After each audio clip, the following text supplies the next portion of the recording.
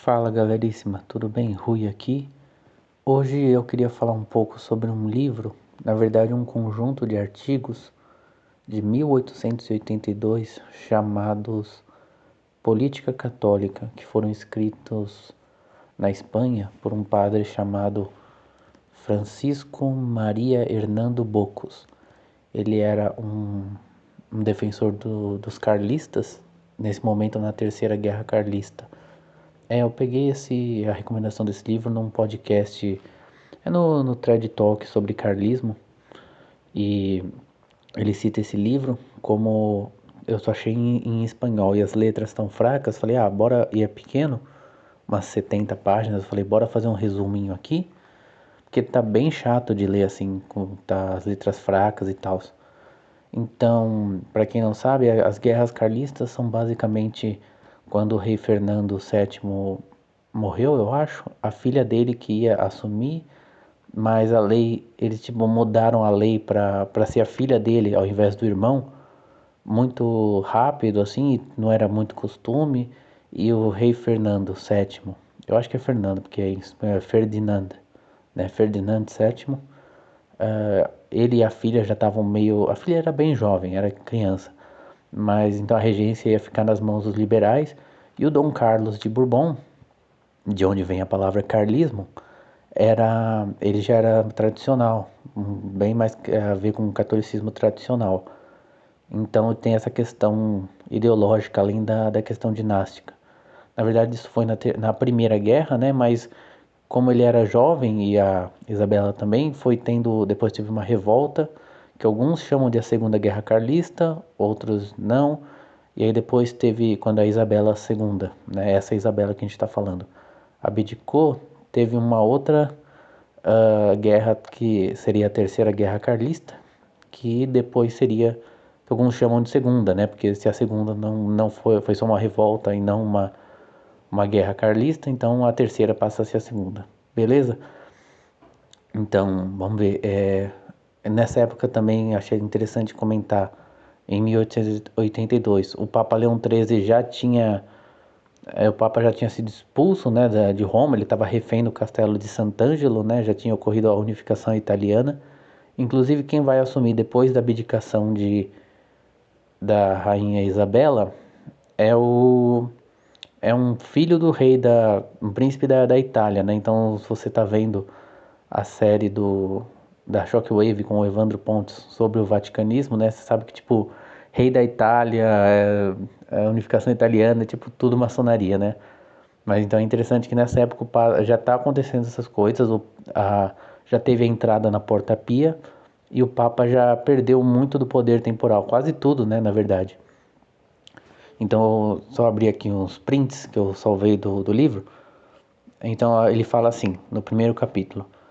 Ele está falando, né, de onde, né, daquilo que ele vinha falando, de onde se deduz que a obra revolucionária cairá por terra no dia em que haja um ou vários governos católicos, ou um ou vários governos que, ainda que não sejam católicos, aceitem, ao menos momentaneamente e por razões especiais, uma política de acordo com os desejos e sentimentos dos católicos.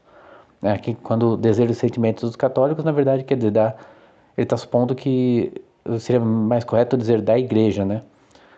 Porque também, assim, esses católicos, né? Mas supondo que esses católicos estejam de acordo com a tradição da igreja, né?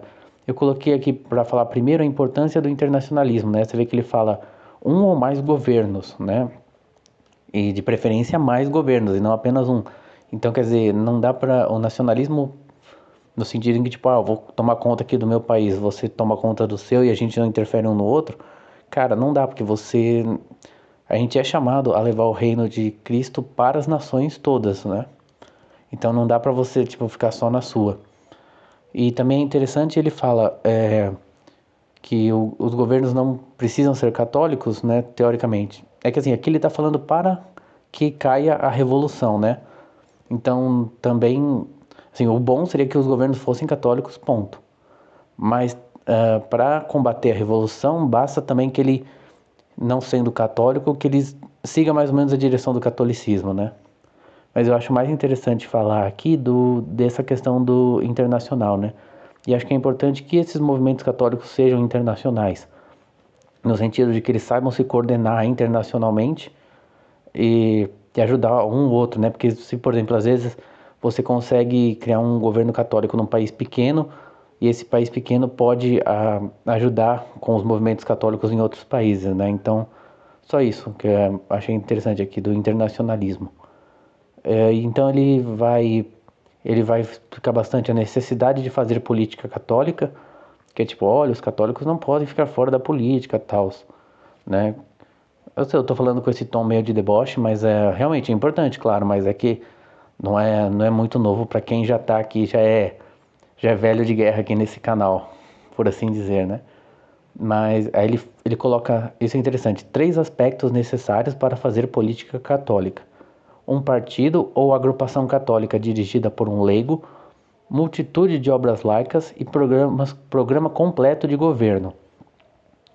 E eu marquei também uma questão interessante notar a defesa da política católica mais como uma reação à época e não em favor da realeza de Cristo. Quer dizer, eu estou dizendo assim, quando você pega, por exemplo, uma bula papal, ele vai pegar lá a escritura, sei lá, os doutores da igreja e vai mostrar que Deus tem direitos sobre a sociedade e sobre a política. Aqui ele não está fazendo isso. Ele está mais ou menos falando, ele fala ali os erros da revolução e tal, e defende que o governo católico é melhor. Então não tem essa, ele não chega a falar tanto assim de um reinato social de Cristo. Só para vocês saberem mais ou menos como que é o livro, né? É interessante a gente notar essas diferenças. Não é tanto uma crítica, por assim dizer. Então ele começa a explicar o primeiro dessas 3 condições que ele disse, né? A primeira é partido ou agrupação católica dirigida por um leigo.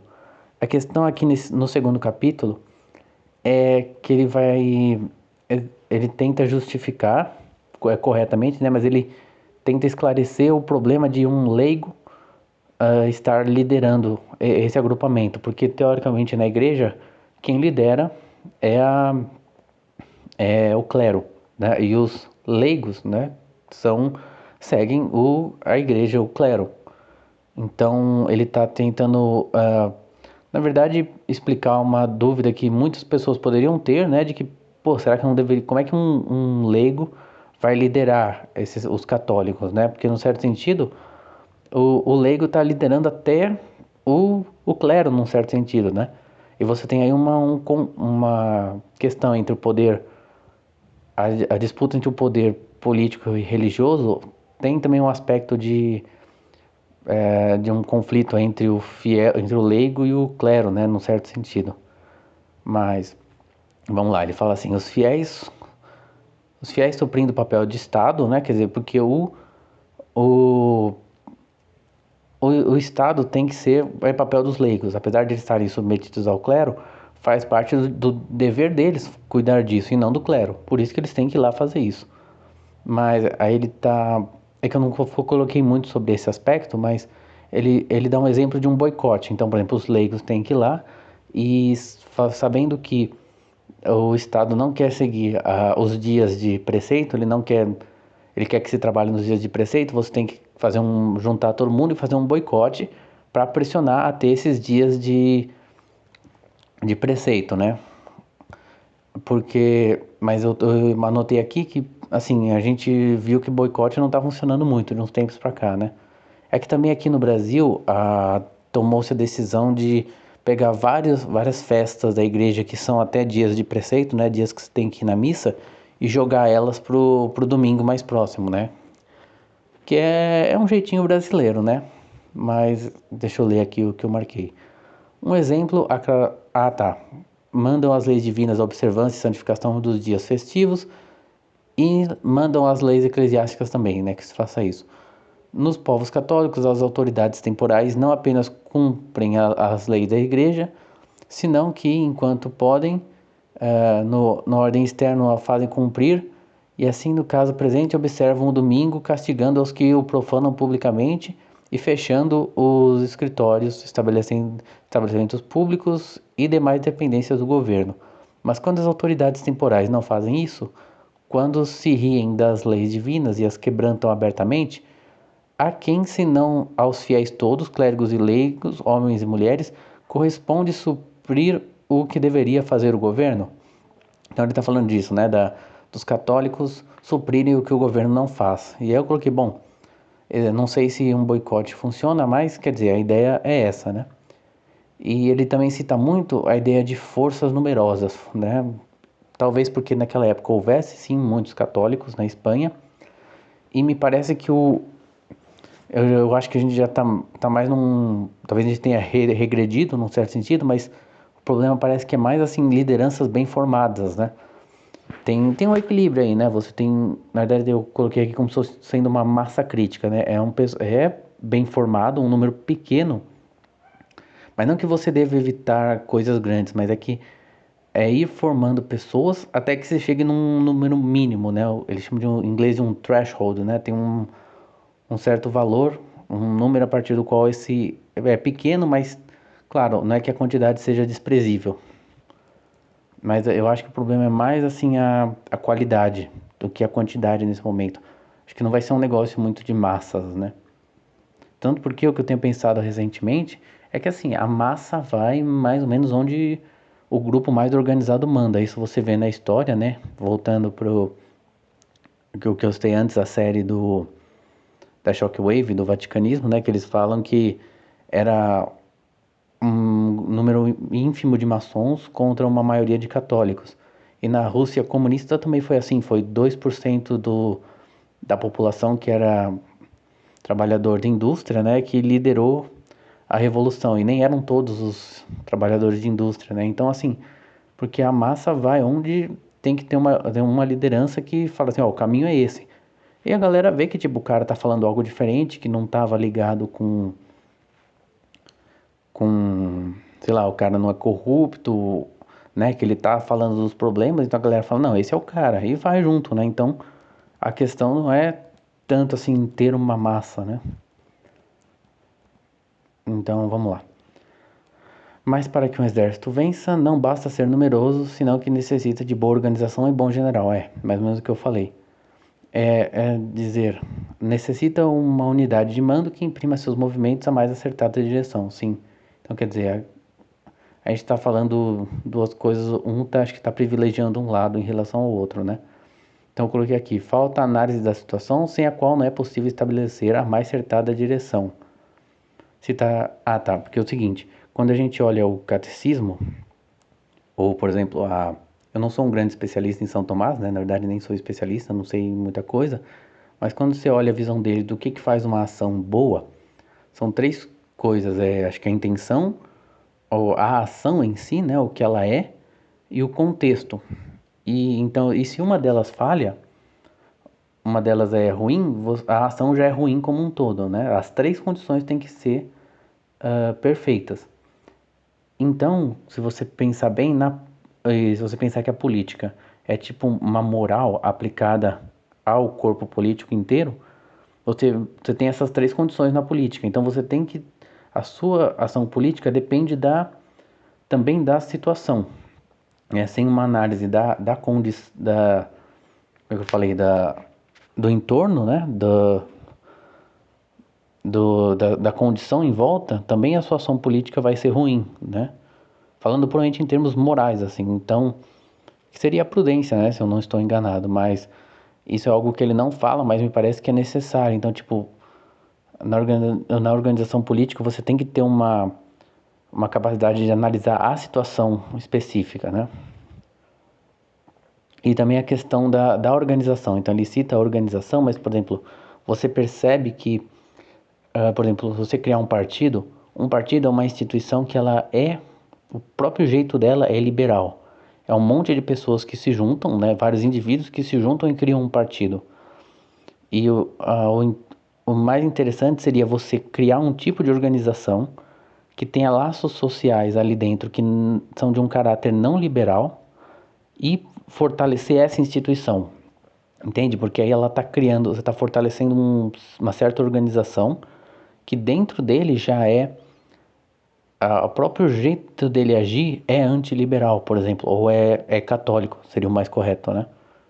Entende? Então, por isso que eu também não gosto muito da ideia de massa, porque essas organizações seriam relativamente pequenas. E por isso, e também pensar como que antigamente se criavam organizações católicas. Então, por exemplo, se você pegar a mesma ordem de cavalaria como os templários, como que ela era organizada, né? Como que, será que, por exemplo, qual, quais, não direitos, mas quais liberdades que um subordinado tinha para, por exemplo, se ele soubesse que uma certa ordem do superior dele não ia funcionar, por exemplo, porque ele já conhece aquele campo de batalha, ele sabe que lá tal estratégia não funciona, como que ele poderia falar para o superior dele, por exemplo, que não, olha, eu acho que isso não vai dar certo, teria que fazer outra coisa. Então, como que eram essas organizações, seja ordens religiosas, seja ordens antigas de cavalaria, seja associações de leigos, ordens terceiras, várias instituições católicas, quais foram os tipos de organização que eles tiveram? Porque a gente consegue criar um outro grupo que já tem uma organização que já seja em si católica. Ao invés de você criar um partido, onde ele basicamente replica uma organização que é liberal já, entende? Por exemplo, se você pegar um partido católico, beleza, para o catolicismo, a família é importante, mas em nenhum partido, a família em si faz parte do partido, entende? O partido nunca representa famílias, ele representa eu, que vou lá no partido, e aí você vai lá e se filia, mas a família não está dentro do partido, entende? Então, você está tentando defender a família, mas você não criou uma instituição que defende a família, que é familiar em si mesmo, entende? Então percebe que ela é pouco eficiente. Seria melhor uma organização que já tivesse um caráter familiar. Não sei se isso faz muito sentido. É bem abstrato, mas funciona. Então eu salvei uma outra parte aqui, deixa eu ver o que ele fala.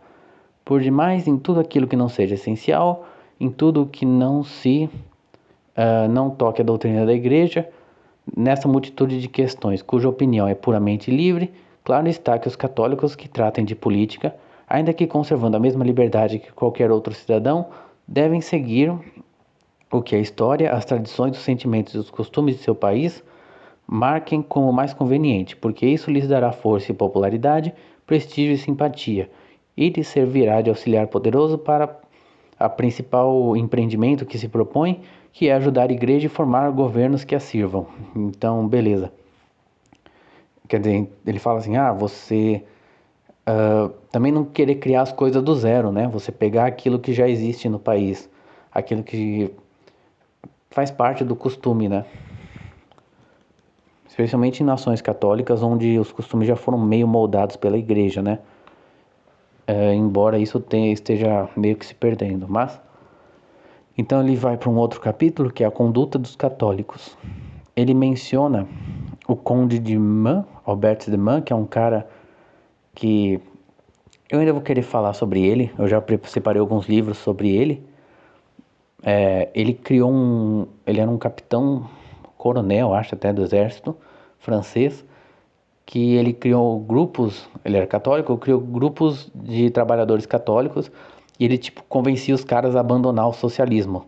E ele, tipo, todas as leis, assim, tipo, cara, salário mínimo, diminuição de horas de trabalho, você não deixar as mulheres trabalharem de noite, um monte de coisa assim que depois foi aprovada até como lei na França, ele estava, tipo, 20 anos antes defendendo essas leis pro bem das pessoas, né, para os trabalhadores, seguindo a doutrina, né, de Leão XIII, ele fazia isso por causa da Rerum Novarum, e os grupos socialistas e os liberais também, claro, iam contra ah, esses projetos de lei dele, entendendo que ele estava lá lutando pelos trabalhadores, né, e os caras que se dizem defensores dos trabalhadores não, mas ele que era católico, sim. Então ele dá o exemplo do Conde de Man, esse cara, né? E o Monsenhor de Segur, que tem um livro famoso aí sobre a Revolução Explicada aos Jovens. Ele escreveu muita coisa. Eu vou fazer, quando puder, uma análise de um livro dele também sobre a questão da monarquia.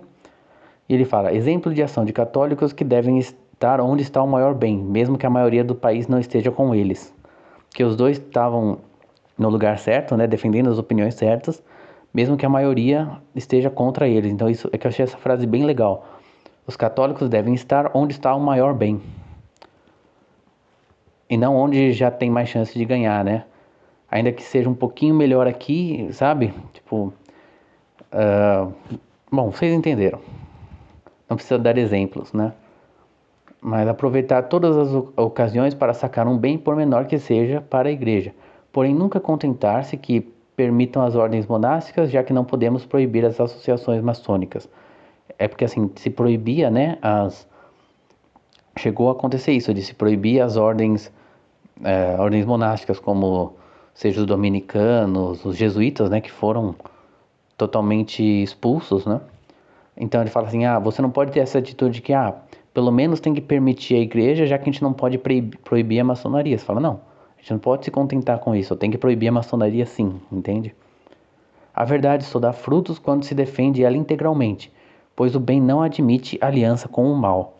O padre Félix, né, do Liberalismo é Pecado, e os dois são catalães, né, esses dois padres, ele também falava isso, né, que a verdade tem um poder de convencer as pessoas, mas quando você defende ela inteira, né? Você não pode defender parte. Aí já como é que fala? Palmolice. Então, vamos ver o que ele fala aqui. Ele dá alguns exemplos, né? Se elas não sustentam hospitais, escolas, asilos, obras pias, se não trabalham com a propaganda de boas doutrinas por meio de católico... tá. Ele está falando das obras laicas, né? Então ele está dando alguns exemplos. Lembra que esse era o segundo ponto. O primeiro era a direção, massas bem direcionadas por um líder leigo, né? Uma direção bem formada, né? Então um partido católico. Essa era a primeira. A segunda era multidão de obras laicas. Então ele fala, se elas... Peraí... Se elas não sustentam hospitais, escolas, asilos, obras pias, se não trabalham na propagação de boas doutrinas por meio de periódicos, livros e folhetos, se não exercem sua influência nos costumes, verbo e graça, fundando associações para a santificação dos dias festivos, se não levantam templos e atendem ao culto, de onde os governos que não fazem caso algum e diante de governos que não fazem caso algum da igreja, quem fará isso em seu lugar? Então, quer dizer, ele está falando que, olha, tem um monte de coisa aqui que está sendo feita, né? Que só está sendo feita por causa dessas obras laicas. Laica quer dizer de leigos, né? De fiéis leigos, fiéis que não são o clero.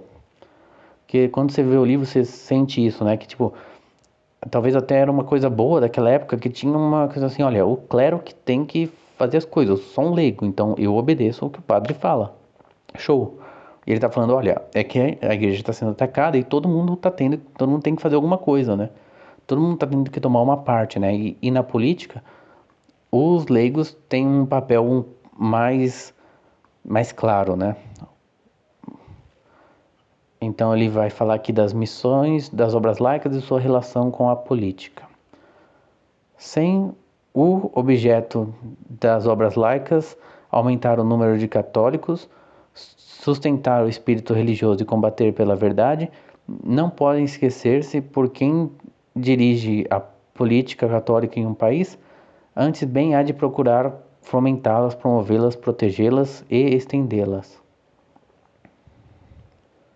Sem o objeto das obras laicas aumentar o número de católicos, não podem esquecer-se por quem dirija a política católica em um país. Antes bem há de procurar fomentar, sim. Então, procurar fomentar, promover e proteger e estender as obras católicas. Então ele passa para o quinto. Esse é um ponto em que eu concordo bastante com ele. Acho que não tinha muito o que dizer, né? Talvez aquilo que eu disse das organizações se inclua mais nas obras leigas, né? Nessa questão de você buscar tipos de organização diferentes. Talvez eu faça no futuro alguns vídeos buscando olhar para formas de organização, né? Estruturas de organizações católicas. Tanto que, por exemplo, a questão do corporativismo, né? Eu tô pensando assim, tem o corporativismo, tem as guildas, né? Tem essas instituições que elas faziam esse papel, eles eram uma forma de instituição que não era liberal, né? Então você fala assim, mas eu vou criar aqui um grupo X, como que eu posso ter algo que tem essa força, que cria esse mecanismo antiliberal dentro dentro desse meu grupo, entende? Não precisa fazer assim, agora vai ter guildas, né? Mas eu estou pensando num movimento que já tem algo parecido dentro de si mesmo. Então ele fala agora no quinto, programa de governo. Ou ele fala que é como você, sem um programa de governo, é que nem você tentar ganhar uma batalha sem ter um plano de batalha. Então, para ganhar corações é necessário dar verdades aos entendimentos.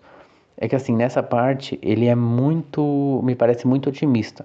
Ele fala assim,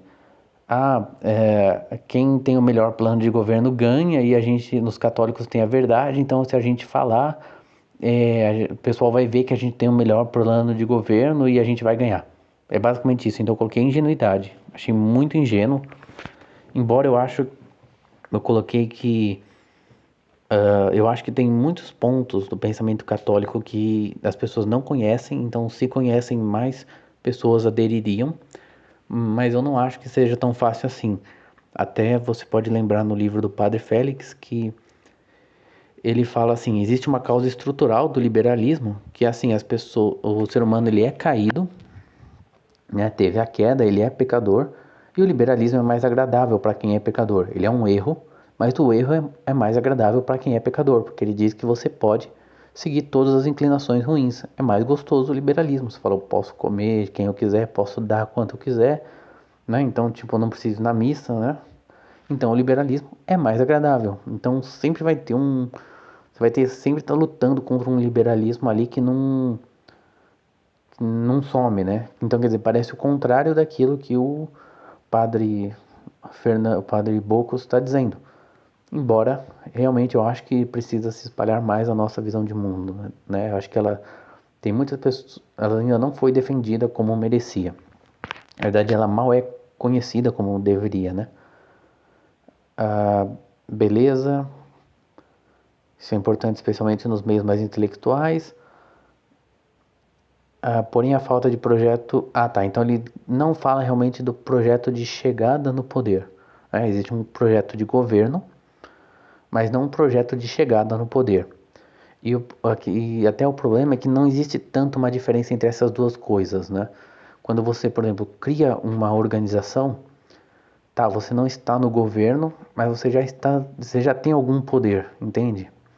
Não, o poder não é tanto beleza, ganhei a eleição, estou no poder, sabe? Ou eu elegi a maioria do Congresso, estou no poder. É um processo assim muito mais complexo, né? Tem tipo focos de poder na sociedade, né? Se você parar para pensar. Então, sem essa questão, ele é tipo, a gente vai jogar o projeto de poder, a gente vai chegar no poder e vai executar um programa de governo. Então, eu acho isso muito difícil e você não consegue mudar os laços sociais que já são liberais, né? Daí aquilo que eu falei das organizações com um caráter não liberal. Então ele fala, escrevi aqui, é interessante a menção da ideia de que para os católicos a dignidade do homem consiste em ele não ser governado por outros homens, mas por Deus. Isso ele joga assim. Ele fala que ele fala assim, não temos que ser governados por outros homens, mas por Deus. É muito louco, né? Mas quando você estabelece um regime católico, no fundo você está sendo governado por Deus e não por outros homens, né? Quando você bota uns liberais aí realmente são outros homens mandando em você. Mas quando você cria a monarquia católica, apesar do rei, na verdade o rei está governando por Deus. Isso é ótimo, né? Porque Deus é muito mais justo, muito mais misericordioso do que qualquer homem, né? Como falava São Tomás, já é difícil você encontrar alguém que morra por pessoas boas, né? Pelos seus amigos, imagina morrer por um desconhecido. Imagina Cristo que morreu por pecadores e por pessoas que estavam contra ele até, né? Por pessoas horríveis, né? Ele morreu para que elas tivessem a chance de ser salvas caso se arrependam, né? Então você vê que Deus é muito melhor do que qualquer homem e é muito melhor ser governado por Deus do que por qualquer homem. Então ele faz aí uma aplicação desses princípios à Espanha. Ele fala de um governo carlista de um programa de governo carlista, que é a Carta de Dom Carlos a seu irmão Dom Afonso. Eu dei uma olhada, não encontrei, mas parece ser mais assim uma visão genérica do que é a monarquia tradicional. Aí ele fala que temos que defender os carlistas, que são acusados de se afastar da igreja e fazer que a religião esteja submetida à política, quando na verdade é o contrário. Então você ser católico e falar de política não é querer que a religião esteja submetida à política, ao contrário, é fazer com que a política esteja submetida à religião. E ele chega à conclusão, como foi um conjunto de artigos publicado no jornal, né, coisa da época, ele fala que os católicos têm que se aliar aos carlistas, né, esse é o fim ali dele, que é fazer com que os católicos todos se aliem aos carlistas. Que pra gente é tipo, ok, né, mas fica um pouco ultrapassado, né, seria mais um juiz histórico, né, mas é basicamente isso, galera. Eu sei que ficou umas partes meio ruinzinhas assim, mas espero que tenham gostado. Então, de novo, é Política Católica pelo padre Francisco Maria Hernando Bocos, de 1882, publicado no Correio Catalão. É legal que nessa época você pega os periódicos carlistas, nenhum deles tem tipo jornal super católico tradicional do não sei o que, é tipo Correio Catalão, Correio Madrilense. E eu acho isso interessante, né? Não que seja errado você ter esses nomes, mas é interessante como eles, tipo, eles se jogam ali no meio e, tipo, não somos catalão, entendeu? Mas a gente é carlista, obviamente, né? Mas, sei lá, eu acho interessante esse aspecto de não ostentar, talvez passe uma ideia de, sei lá, de algo mais natural e de não ser tanto LARP. Mas posso estar errado também, né? De qualquer forma, obrigado por ter assistido. E se você quiser, por favor, deixa o like aí, comente, se inscreva. Tem um monte de coisa da hora aí. E valeu, obrigado. Maria te proteja.